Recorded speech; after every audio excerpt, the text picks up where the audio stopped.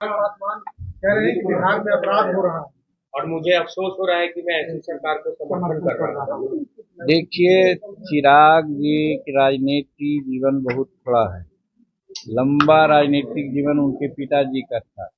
तो जो देखा है 40 वर्ष से 45 वर्ष से कि बिहार में क्या हो रहा है, वो तुलना कर सकता है कि पहले क्या हो रहा था और आज क्या हो रहा है।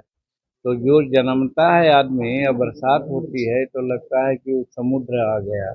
तो उसी प्रकार से चिराग जी पूरे दिन से राजनीति कर रहे हैं। बिहार में क्या हो रहा था, क्या जा रहा था, उनके पिताश्री जानते थे, भाई बलराम विलास पासवान जी। तो हम 44 वर्ष से राजनीति में हैं, हम भी बहुत उठा-पटक देखा है। बिहार की जो स्थिति है लॉ एंड ऑर्डर की, उतनी सोचने की बात नहीं है जितना 2005 के पहले की राजनीति में देखा जाता था। हाई कोर्ट तक के ने कहा था, हाई कोर्ट ने कहा था कि बिहार में जंगल राज है। आज हाई कोर्ट में किसी प्रकार की कोई टिप्पणी नहीं है। तो वैसी परिस्थिति में आज वो कहते हैं तो अनुभव की कमी है। उनको सोचना चाहिए कि पहले क्या था और आज क्या था। आज बहुत पहले स्थिति खराब थी, उसको ठीक करने का प्रयास किया गया है विकास का काम करके और शांति व्यवस्था करने के बाद। और एक चीज़ और आपने देखा होगा कि एक बात पहले होती थी कि क्राइम होता था तो क्राइम होने के बाद क्रिमिनल लोग एक अन्य मार्ग में जाते थे और तत्कालीन मुख्यमंत्री और क्रिमिनल से बात होती थी और जो विक्टिम होता था उसको बुलाया जाता था, समझौता कराया जाता था, पैसा ले दे करके।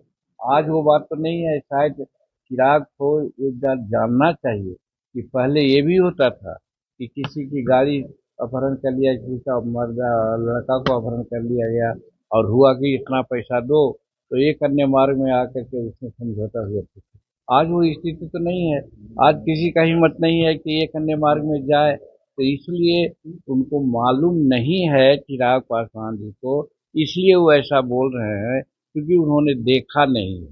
सर, गया में एक महिला के साथ दुष्कर्म हो गया है। वो कांस्टेबल के गौर के लिए गई थी, लेकिन एम्बुलेंस के लोग मिलकर उसके साथ गैंगरेप कर देते हैं। आप वहाँ के एमपी है, क्या कहेंगे? घटना हुई है, जघन्य घटना है, घटना का हम निंदा करते हैं।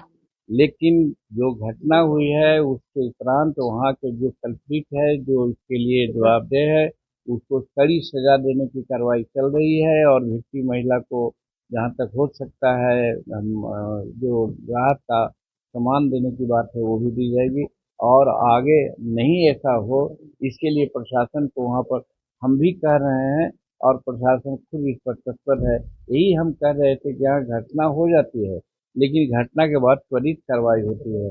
दो लोगों केस में देखा कि इनकाउंटर भी किया जा रहा है, पकड़ा भी है। फिर जो आप देखा है अभी हॉस्पिटल में जो घटना हुई थी उससे सभी लोग को पकड़ करके सामने ला दिया गया है। तो कानून व्यवस्था खराब हो सकती है। 14 करोड़ यहाँ की जनसंख्या है, लेकिन उस पर त्वरित कार्रवाई हो रही है। जो सरकार का काम है वो काम कर रही है।